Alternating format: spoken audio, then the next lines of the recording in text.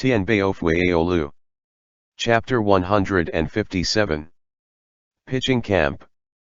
Hung Jun left the phoenix feather to Li Jinglong, while he himself moved around the perimeter. He saw that under the Tong Pass, some people had set up some large pots, and the fragrance wafted to his nose. He figured that it was the Tang troops handing out food so that the citizens wouldn't go hungry, so he hurried over to fetch some for his comrades. When he managed to squeeze in close, he saw that there were many citizens holding chipped bowls and drinking soup out of them, and the person boiling the meat was a strong, sturdily built man.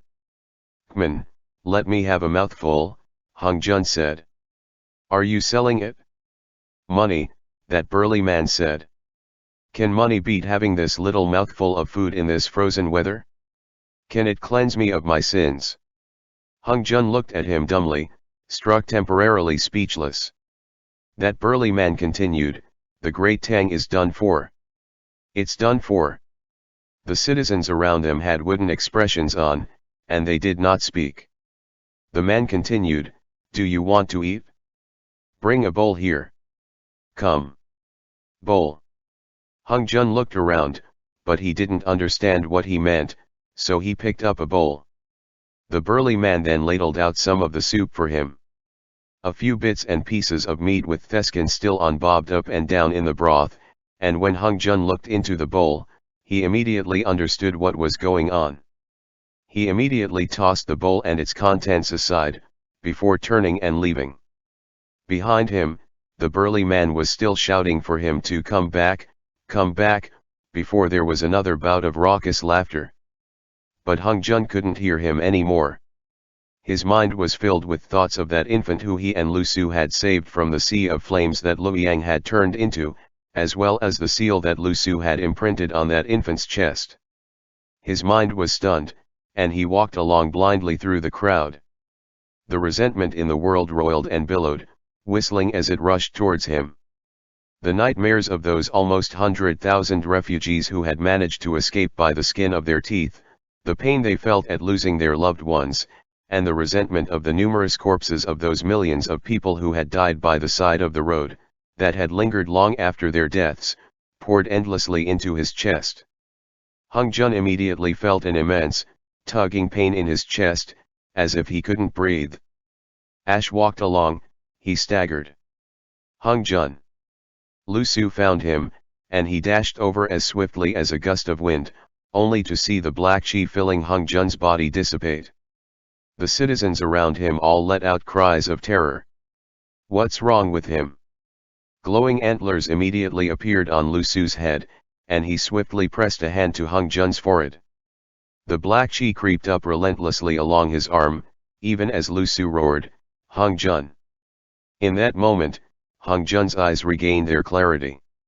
There was another wrenching pain in his heart, and he landed on his knees on the ground, hugging one of Lu Su's legs. Lu Su hurriedly helped him to his feet and led him to one side, ignoring the horrified glances that the people around them were directing at them. "Hung Jun, can you hear me speaking?" Lu Su asked. "Wake up, Hung Jun." With great difficulty, Hung Jun forced himself to calm down, before he looked up at Lu Su. "You must endure it, endure." Lu Su's voice faded in and out. The world slowly stopped spinning, and Hung Jun did his best to steady his breathing, finally managing to quell that pain and sorrow that he felt in his heart. Hung Jun said, his voice trembling. "The living are passing travelers, the dead return to the earth below," Lu Su said quietly. "The heavens and earth are an inn, and for all our grief, we return inevitably to the dust. When death comes, suffering ends as well, for good." When Hung Jun heard those words, he felt that this was a little easier to bear. Lu Su continued, "Regrets, at their heart, are nothing more than the lingering need to fulfill the desires they had when they were living, in addition to the fear of death." "Who told you this line?" Hung Jun asked dazedly. "You did," Lu Su replied. He had heard Hung Jun detail this to him before, that Qing Xiang had used a spell to seal away the memories of the devil seed in his body. In this moment, That spell seemed to have a miraculous effect. Hung Jun rested for a while more, before saying, "It's much better now." With that, Lu Su led him back onto the sled. Everyone could tell that the color in Hung Jun's face was not good, and Li Jinglong asked, "What happened?" Hung Jun shook his head. "I was just hungry. Just now, people tried to snatch our food," Mo Rijin said. Zhao Yun shooed them all away. Many elderly, young children, women, and the weak had frozen or died of starvation on the way, and in this moment, most of the refugees out in front of the Tong Pass were strong young men. This group of citizens had long since starved to the point where their eyes glowed green, and if a few more snowstorms came, they probably wouldn't be able to hold out until they got into the pass. Just now, they had actually tried to steal their food, but thankfully Zhao Yun had fought back violently and given them all a sound beating. The group waited for a while more, only to see the sky darkening. From the looks of it, they were certainly not going to get into the pass today. "When exactly will we have to wait until?" Mo Rijin frowned. The citizens were going through in small group after small group, and it took a long time. The main gates to the pass were not opening, with only the two small ones off to the sides open, and each person who passed through had to go through a short exchange. In one shishan, only 700 people could make it through, and with 12 shishan in a day, even if the inspectors staggered themselves in shifts, they would be able to let in less than 10,000 people. The area outside the pass was filled with a black mass of some hundreds of thousands of people, and that speed of passage was turtle-like in its slowness. "Can't they open the main gates?" Hung Jun asked, frowning. "It's impossible," Lu Su said. "As soon as the main gates open, the citizens will swarm in. What if a spy finds their way in, what will they do then?" In the past, when Lu Su had defended Liangzhou, he had run into similar situations at the foot of the Jiao Pass. 500 strong warriors of the Saiwaihu tribes had disguised themselves and hidden amongst the citizens that were entering the pass. After entering, in the night, their forces inside and out worked in tandem to slit the throats of every single one of the city guards, and they washed the Jiao Pass with blood. Now, in front of them were over 100,000 refugees, and all of them were young and strong. If 5,000 spies snuck their way in, there would be no way to detect them. "Let's just wait," Li Jinglong replied. After Zhao Yun gave them a sound beating, the citizens around them avoided them a bit, giving them a good amount of space. Though this cart was filled with young people, none of them would take any disturbance lying down. There were even people secretly guessing at where they had come from.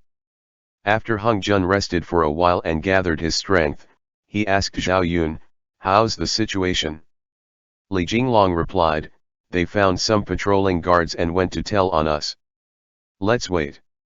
Lu Su asked, "They won't arrest us, will they?" "We've lost all of our command tallies," Mo Rijin said. "Do any of you have an imperial edict?" Everyone searched for a good while, but they didn't find anything to prove their identities. In a bit, all they would be able to do was go along as the situation developed. The guards of the Tong Pass did not completely ignore the situation either. They had sent quite a few patrols out to walk through the crowds, to prevent any chaos from arising.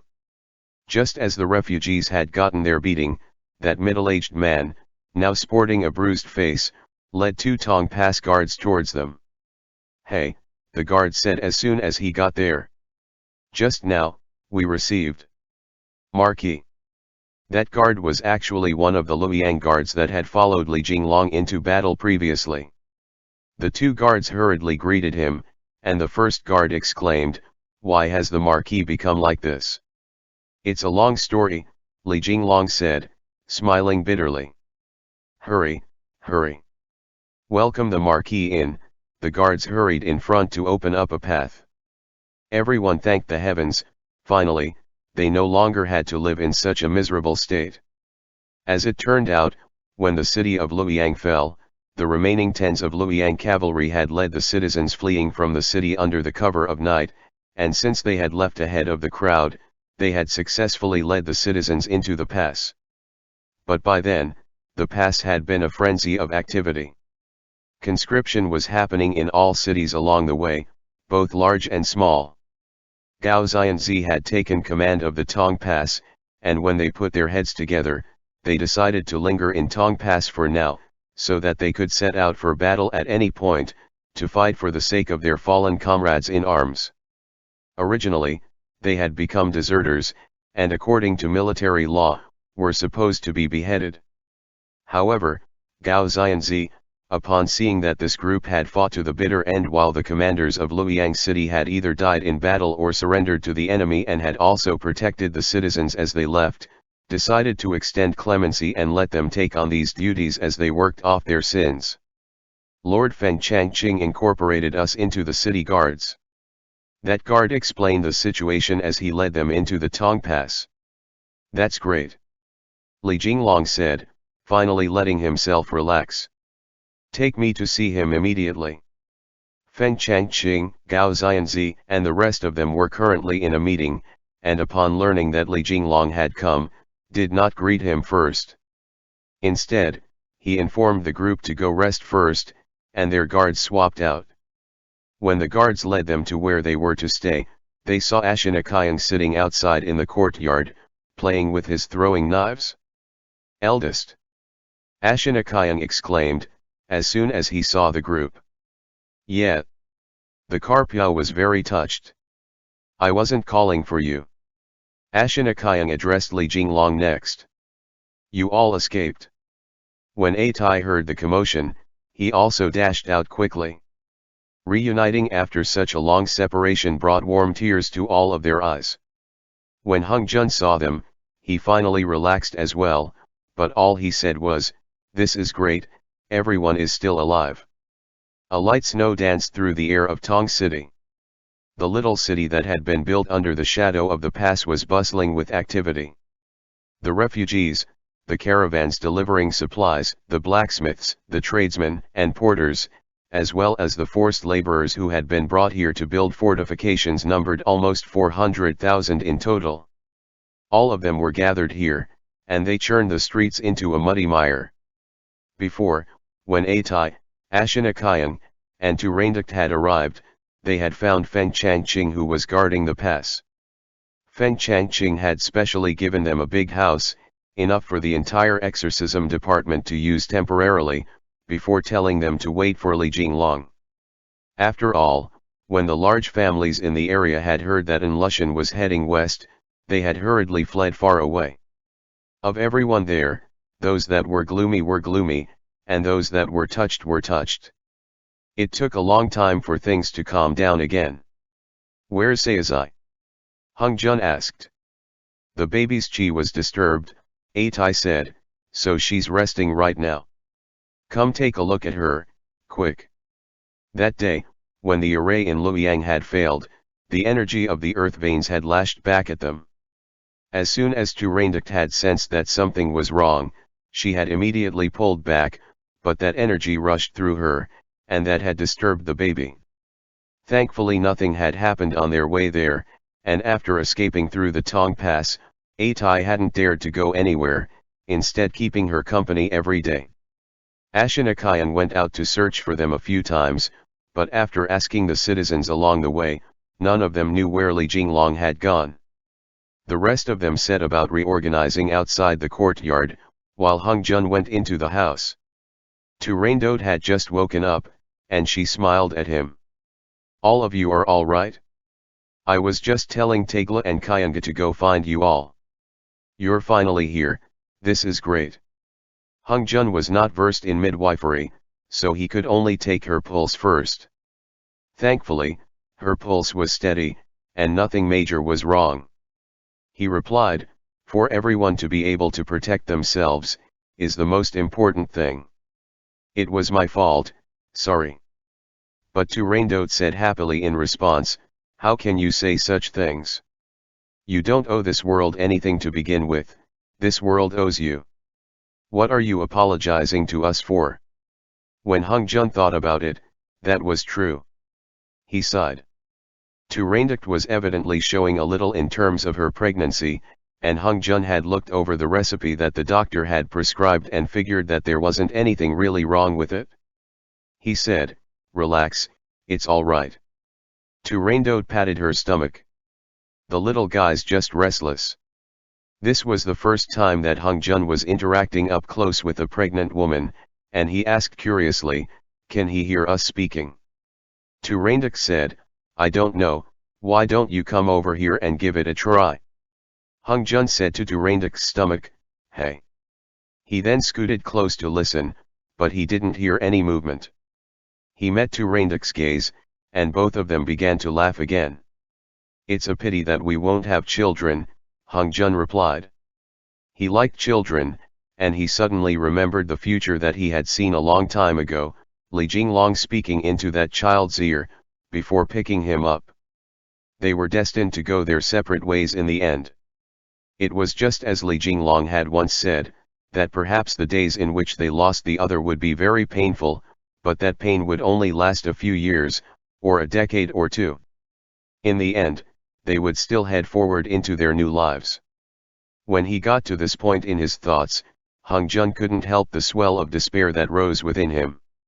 He could even feel that the dense devil chi inside of him was almost about to come pouring out uncontrollably. But there was an even stranger power inside that was currently fighting viciously against it. That wasn't the heart lamp, nor was it the golden light of Akala. These two powers were currently tugging at each other. The devil chi caused him to feel resentment and hatred, as if a voice was whispering into his ear, "Why must I take up this destiny? What did I do wrong?"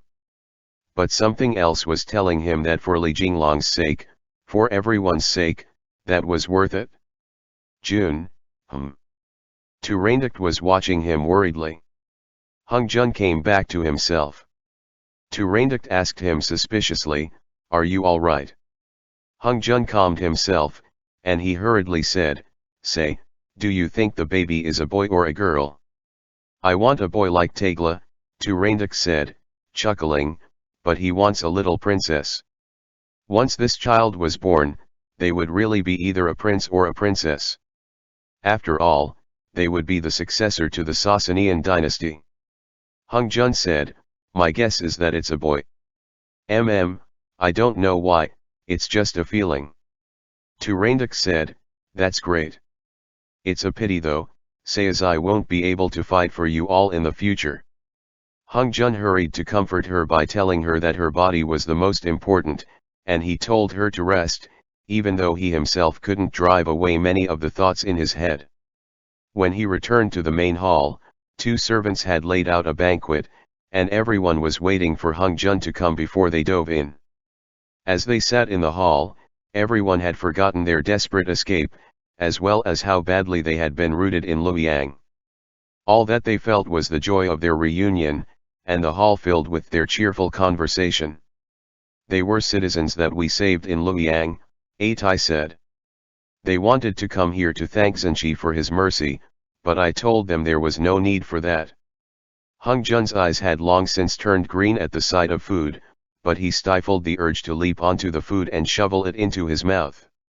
Instead, he hurriedly said, "Everyone, let's eat." Everyone cheered at that and moved their chopsticks. Hung Jun picked up a bowl, but he sat down by Li Jinglong's side and began to feed him. Li Jinglong protested, "You eat first, I can do it myself." But even the hand that Li Jinglong was using to hold the chopsticks was shaking. Hung Jun replied, "I'm not hungry yet." The hungriest of them was Mo Rajin, and he wanted nothing more than for the cook to bring in a whole roasted lamb. After apologizing in advance, he began to wolf down his food in large mouthfuls, but he didn't forget to pick some food and put it into Hung Jun's bowl. All of those who had been fleeing were as hungry ghosts. Hung Jun, however, had a spoon and a bowl in hand as he fed Li Jinglong. Halfway through the meal, Li Jinglong suddenly sighed. When he looked to Hung Jun, his eyes were filled with guilt. "Your movements are so practiced," Lu Su said. Lu Su couldn't help saying such a thing, and everyone almost laughed out loud. The heavy atmosphere lightened by quite a bit. When I was small, Chongming had to chase after me from time to feed me, Hung Jun replied. Zhao Zilong hadn't come yet at that point in time. Everyone couldn't help but picture the scene of a young Hung Jun running all over the mountains, while Chongming raced after him, holding a bowl and telling him to eat his food. Finally, they all succumbed to a raucous bout of laughter. "Isn't your adoptive father a phoenix?" Lu Su asked. "That's right," Hung Jun said. "Actually, all of that was because the food at home was really too disgusting." Only after feeding Li Jinglong did Hung Jun pile the rest of the food together and begin to wolf it down. The rest of them were all full on food and wine, and as they watched Hung Jun, none of them could help the way their eyes reddened and their hearts ached for him. Li Jinglong fell silent for a bit, before saying a while later, "After this, I must go discuss with General Feng first before deciding whether to return to Chang'an or not. Does everyone want to go home?" "The battle's already in such a state," Ashina Kyung said. "Even if we return to Chang'an, what can we do?" Atai refuted, "I want nothing more than to find a safe spot so that Turandict can settle down there first." Just as he mentioned that, Turandict came over, a smile on her face. She said, "Let me clean up, you brothers keep discussing." Hung Jun was just finishing up at that point. Everyone hurriedly rose and started to help out, telling Turandict to rest. Turandict, however, couldn't sit still either. Morajin then called in the servants from outside to clean up the table, before spreading out a map of the Great Tang. "With how I see it, why don't we temporarily make Tong Pass our base of operations?" Morajin suggested. "We've come all the way here, and we've worked hard for over a year. I don't want to run anymore." Lu Su said, "This place is also the closest to where An Lushan is, and we can coordinate guarding the pass." Li Jinglong nodded agreeably. None of them wanted to run about anymore. In reality, ever since the day that they had arrived in Hangzhou, they hadn't had something go well for them. "We've sent Yangtze a letter already," Ashina Kyung said, telling him to come here as quickly as he can. It wasn't until now that everyone could truly hold out hope for them to all reunite. This was the first time that Hung Jun had believed so strongly that only with all the exorcists together did they have the courage to fight back against their enemies. If they were even one less, that would not do. End chapter. Tianbao Fu Yao Lu. Chapter 158. An inkling gradually emerging. Li Jinglong explained everything that had happened to all of them, as well as how he hadn't been able to gain the recognition of Akalanatha. Everyone listened without saying a word, but their expressions grew graver. "But we have Hung Jun," Li Jinglong gestured at Hung Jun, and Hung Jun pulled out the Yao binding rope. Everyone was shocked. None of them would have guessed that Hung Jun would actually able to gain Akala's acknowledgement. This, Ashina Kyung seemed to have heard some fantastical joke. Hung Jun suddenly felt an urge to be playful, and he made the Yao binding rope reach forth and pull back. Atai immediately began to play his lute, singing along as accompaniment. "I am a snake charmer who wanders the lands. Only it keeps me company." Hung Jun's hands twisted in the air, making the Yao binding rope twist left and right. "Everyone, stop playing around." Which is also to say, Morajin had just realized, that if we found all of the weapons, you would become Akala. Hung Jun was very puzzled. In the end, he could only nod begrudgingly. With how things were now, though he was still set against it in his heart, he had no choice but to accept the truth of the matter. "In that case, that makes things easy," Atai said, stepping forward to the map of the Great Tang with the symbols they had drawn before. "In these past few days, we have also been thinking about how to find the weapons. Everyone, why don't you take a look?" The symbol that Hung Jun and Li Jinglong had discovered in the abyss at the bottom of the dragon subduing tower was the door, so they finally had all the locations of where the artifacts were hidden. The lake, the door, the eye, the slope, the moon, and the river, the 6 regions were very obvious. The lake had the sword of wisdom, while the door had the Yao binding rope. As for the rest, Lu Su said, frowning, we still have no clue where they are. At least we still have regional characteristics, Li Jinglong said. He had been studying the map of the Great Tang this entire time.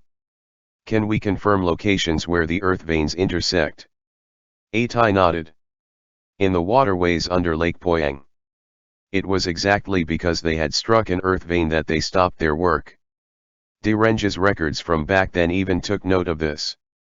The divine and earth veins were the passageways through which energy traveled throughout the earth. After humans died, their 3 hun would return to the cycles of reincarnation, while their 7 po would dissipate, and they would move back and forth between the divine and earthly veins. Sometimes, when humans began to dig and struck an earth vein, the souls of the deceased would come pouring out. The humans would mistake it as an entrance to the underworld, and they would be frightened out of their wits. So, that was the meaning behind that, Li Jinglong said in conclusion. It was only now that he had truly understood. His gaze, however, had never left that map for even a moment. Back then, De Renge did not know much about this, A Tai said. This is my guess that, in conjunction with a portion of knowledge that Hung Jun told me, I combined with what I understand of the earth veins. Then the dragon subduing tower, the waterways under Lake Poyang, all of these are main exits for the earth vein, Li Jinglong murmured. Duke De must have realized this back then, which was why he took note of the flow of the earth veins and built the 7 heavenly formations of the divine capital. Which is why there must be natural exits, Mo Rejin said. They must have been kept in check by the artifacts. Perhaps that was done for the sake of suppressing the souls within the earth vein, or... The Karpyao butted in. So does the Akala part of Akalanatha come from that? This explanation is odd enough, Lu Su said expressionlessly. Akala refers to the immovability of his compassionate heart, okay. Li Jinglong studied the map. What are the similarities between mountain valleys, rivers, and the exits of earth veins? Everyone was waiting for Li Jinglong to speak, but Li Jinglong was frowning deeply. It was as if after losing the heart lamp, he had also grown dumber. A hush fell over the hall. After a long silence, Li Jinglong said, dismayed, everyone, please think about this. You can't depend solely on me. The rest of them immediately began to throw ideas back and forth. Hung Jun suddenly felt a bit of heartache. He asked, should we ask the Yaogwai? I recommend we find a dead person to ask, Lu Su replied. Can anyone summon souls? Mo Rejin added, that's right. The dead would understand this more than the living. But where will we go to summon a soul? Ashinakayang asked. Did you all forget? Hung Jun immediately understood what Lu Su was getting at. Lu Fei from back then. Everyone fell silent at that. Hung Jun had a very deep impression of that time when Lu Fei had offered a sacrifice to all the beings of the world and summoned those souls back to the land of the living. Perhaps the Ghost King was also well versed in the mysteries of this realm. There was a look of praise in Li Jinglong's eyes. He said, Hung Jun is getting smarter and smarter. Let's send him a letter, Mo Rejin said. It was a long way from the Tong Pass to Yadan, and it would be a long journey. Everyone put their heads together to do the calculations. It would not do to send a mortal, because the low-level Yaogwai might not even let them see the Ghost King's face, so they had no choice but to send Zhao Yun himself. Zhao Yun was, however, very willing to do so. After all, he was not usually able to converse with such a great Yaogwai as the Ghost King, so this could also be considered an honor to the Yao tribes. With that, everyone dispersed. The only thing they hoped for was for An Lushan to not break through Tong Pass too quickly, so that he could leave them sufficient time. Hung Jun put brush to paper, while Li Jinglong dictated from the side. When they were done, they had Zhao Yun deliver it. I can't even pick up a brush, Li Jinglong said. As Hung Jun wrote, he replied casually, you're already slowly getting better. Before this, you were out of breath even sitting up for a while, but now you can sit for several shishan. Your medicine's good, Li Jinglong replied. Can I get a kiss? It was still snowing in Tongtown, and the braziers were blazing merrily away in the room, so it was very warm. Hung Jun's face was a little red, and as he and Li Jinglong wrote the letter, Hung Jun turned his head and exchanged a kiss with Li Jinglong. Have I grown dumber? Li Jinglong asked, a little anxiously. Li Jinglong was very sensitive. In that moment just now, he had felt the expectations his subordinates had always put on him. Even Hung Jun was amongst their number. They had been waiting for him to point out some important information or point, but he hadn't. He was different from the him of before, who had been count on me, I have a plan. Now he had become everyone think about it, don't depend solely on me. Hung Jun's heart ached a little, but he smiled in response. Actually, you had long since thought of it. You just didn't say it, isn't that right? Hung Jun's words were simply for the sake of comforting him, but Li Jinglong let out a sigh and said, every time, I've been so unlucky. I don't trust in myself anymore. Hung Jun sealed the letter, and as if he suddenly realized something, he looked questioningly at Li Jinglong. What method did you think of? The two of them kept looking at each other silently, before Li Jinglong said, forget it. Hung Jun took the letter out with him. A while later, he called the exorcists in. Everyone was looking at each other. You, Li Jinglong said awkwardly. Tell us, Hung Jun said, kneeling to one side. The rest of them didn't understand what was going on, and Morigin frowned confusedly. Zenchi, what conclusions have you drawn? Li Jinglong had no other choice, so he said, all right then. I remembered that the earth vein. Has the letter already been sent off? Hung Jun nodded. Li Jinglong pondered for a moment, before saying, the Han people once had a term, something specific to the geomantic arts, called the dragon veins. Everyone immediately realized what he was getting at. Atai said, wait, let me go find the map of Lake Poyang. All of you, take a look. The group gathered together to look over it. First, look at the dragon subduing tower, Li Jinglong said. If Yangtze was here, that would be great. He's definitely more familiar with it than I am. Hurry and tell us, quickly, everyone urged him. Li Jinglong used his hand to point out the spots. The Qiantang River and Yuhang form the shape of a coiling dragon. The dragon subduing tower just so happens to be in the position where one of the dragon's pearls would be, in the coils of the dragon. That's right, everyone praised him in unison. Li Jinglong. Hung Jun hurriedly used his gaze to tell the rest of them not to take it too far. Everyone understood tacitly, and they all nodded. Lake Fanyang. Atai pulled out the map of Lake Tai and overlaid it on top, using a stick of charcoal to sketch out the mountain range that lay to the northwest of Fanyang Lake. To the northwest of Lake Poyang lies the Mission Mountains, and the waterway is right here. Zenchi, your guess is correct. The earth veins, to the various living beings of the divine land, were filled with mystery and the unknown. The exorcists could have never imagined either that what they were all involving themselves in was actually one of the most profound secrets since this world was first created. As for the rest of the locations, that is very hard to say, Li Jinglong said. Just now, I was constantly looking for places on the map that could be exits of the earth vein. My guess is, maybe here. Just now, Hung Jun had known that Li Jinglong had in fact thought of something, but he hadn't wanted to say too much. Immediately, Li Jinglong drew out possible locations for exits to the earth veins in several regions. The first was Mount Longmen, near Luoyang, as well as the Luo River. There aren't any, Morigin said.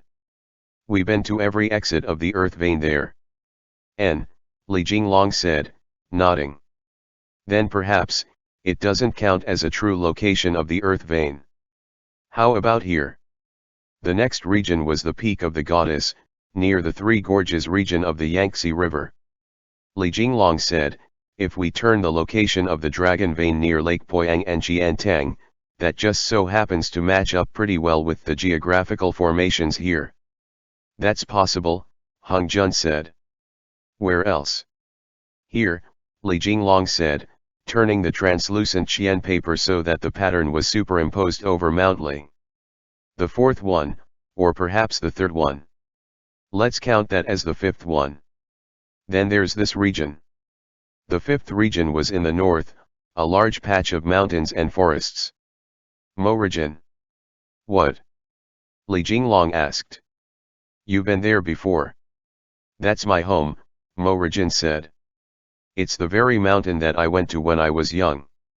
Then that's great, Li Jinglong said. I'm leaving this to you. Take Hung Jun with you. Wait. Hung Jun protested. You're not going. Li Jinglong did not reply to that. Finally, there's this location. Li Jinglong turned the map once again, landing on Qinghai, at the first of the 9 bends of the Yellow River. The 6 dragon veins, Li Jinglong said. Everyone fell silent. Lu Su spoke up, didn't one of the spots not count? I still think that there used to be one in Luoyang, Li Jinglong said. All of you, think about it. With the eastern capital, Luoyang, and the western capital, Chang'an, the 2 dragon veins there should logically match up. But we searched there already, Mo Rijin said. The quarry under the Longmen Mountains really doesn't have anything. There's another possibility, Li Jinglong said gravely. Someone already took it away. Now, everyone was suddenly enlightened. Hung Jun thought, Li Jinglong is still very smart. But as for where the 6 artifacts were located, there was really too much guesswork involved, so it was no wonder that he no longer trusted in his own luck. Just as Hung Jun was about to ask again, Li Jinglong said, as long as An Lushan doesn't bring the fight to us just yet, we can manage to gain enough time so that we can search for the weapons and make a decisive stand at the Tong Pass. This would be the 3rd time that they fought, and things always came in threes. If they were to fail once again, Li Jinglong would be too ashamed to continue being the Zenshi of the exorcism department, but he would also have no way to resign from his role. Let's let the heavens decide, Ashina Kyung said. If the heavens themselves want to see our demise, then what choice do we have? Everyone agreed that they had to keep this a secret, otherwise, if An Lushan got word of this, that would definitely complicate matters. This time, Hung Jun had a vague premonition that they could potentially actually win. After all, both the Kun God and Lu Fei had once said that the only way to vanquish Mara would be to gather the 6 weapons of Akalanatha. Compared to how they had been searching in the fog earlier, hope was much closer to them now. At least now they knew what they had to do. I wish to have a chat with Hung Jun, Li Jinglong said to the group. Everyone knew that Li Jinglong wanted to persuade Hung Jun to set out as soon as possible, to leave him behind to search for the weapons, so they all wisely took their leave for the time being. Mo Rijin said, I'll go back and pack. Okay, Hung Jun said dejectedly. He knew that this task was of the utmost importance. When he looked towards Li Jinglong, his gaze was filled with complicated emotions. After all, he knew that when the 6 weapons were gathered, that would be the day that he would leap towards death. He simply wished that before that day came, he and Li Jinglong could be together more, even if it was just one day more. But with Li Jinglong's current condition, he could no longer keep Hung Jun company on long journeys. Help me up, Li Jinglong said to Hung Jun, smiling as he did so. Hung Jun went forward and helped Li Jinglong up. Li Jinglong then said, I've got to get a cane made. With the kind of person that you are. Sometimes, without me even needing to really persuade you, you've already accepted how things are going to be. Hung Jun had in fact accepted it, but that acceptance had brought him even more regret and unwillingness. You've grown up, Li Jinglong said. With great difficulty, and with Hung Jun helping him along, he started to walk outside as he continued, Growing up means that you understand you have to go do many things that you aren't willing to. I do this willingly, Hung Jun stubbornly insisted. As long as you can get better, and everyone is well, then why would I not be willing? Li Jinglong wanted to say, Hung Jun, I am not worthy of you, but he managed to control that impulse. He knew that Hung Jun really wanted him to go along, but 1, he couldn't move on his own, and 2, at such a critical point, he couldn't leave Tong Pass anyways. Once you get back, I'll be able to walk, Li Jinglong said. Look, even now, I'm walking much better. Next time, I'll be able to go with you, and though I won't be able to help, I at least won't be slowing you down. Hung Jun ed. At this moment, someone suddenly asked from outside, is the Marquis of Yadan here? But it was just someone that Feng Changqing had sent to bring him. Upon seeing how Li Jinglong was forcing himself to stay upright, that soldier knew that he had been wounded, so he hurriedly said, this humble one will bring the cart over here. It's no issue, Li Jinglong said. Do you have a walking stick? Bring me a pair. The military often had walking sticks prepared for wounded soldiers to use, and when that soldier heard those words, he found one for him. Li Jinglong insisted that he wanted to walk on his own, so Hung Jun had no choice but to hold him up and help him put the crutches under his arms. Wrap my fingers to them with bandages, Li Jinglong said to Hung Jun. Hung Jun did as he asked, and Li Jinglong lifted himself up into the cart with the help of that crutch. Hung Jun followed after him, and like that, they came to a halt outside the Tong Pass military manor. At this point in time, the sky was already fully dark, but Tong Town was as lively as ever. Feng Changqing had just eaten, and with his cane in hand, he limped outside. The two cousins faced each other, both of them holding crutches. Feng Changqing. Li Jinglong said helplessly, I've become like this now. I heard about all of it. Feng Changqing then turned to address Hung Jun. Thankfully, you were there to take care of Jinglong. Go wander around Ba, Li Jinglong said to Hung Jun. Hung Jun nodded at that and entered the military manor. The brothers limped along into the garden. Feng Changqing asked, does it hinder you? I'm practicing, Li Jinglong replied. My meridians have been destroyed, and I won't be able to go back to how I was before. Feng Changqing let out a long breath. He could never have imagined that this younger cousin of his, who had taken such pride in his martial skills, whose name echoed through Chang'an, would actually fall to such a state. It's time for you to settle down, Feng Changqing said. Restrain your desires. In this life of mine, I will only ever be with Hung Jun, Li Jinglong said.